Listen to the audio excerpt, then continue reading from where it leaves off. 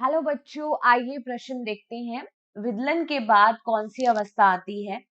पहला विकल्प है कोशिकाओं का पूर्ण विन्यास, दूसरा ब्लास्टुला प्रावस्था, तीसरा परिवर्धी या एपिबोली और चौथा है यहाँ पे अंतर्वलन या एम्बोली।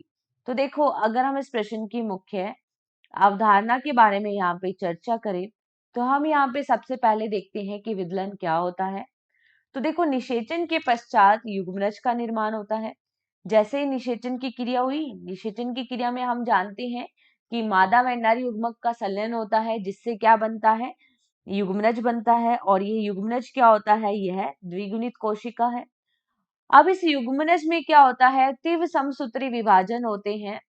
तीव्र समसूत्री विभाजन होते हैं और इन्हीं समसूत्री विभाजन को क्या कहा जाता है? विदलन कहा जाता है। तीव्र समसूत्री विभाजन होते हैं जिसे विदलन कहते हैं। और जैसे ही युग्मनज 2n कोशिका जो है उसमें विभाजन होता है तो ये क्या बनता है? मोरूला बनता है। मोरूला में फिर आगे विदलन होता है तो ब्लास्टूला बनता है।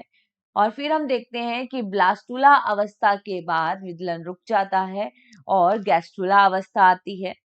ब्लास्टूला से गैस्ट्रुला का बनना गैस्ट्रुलेशन कहलाता है।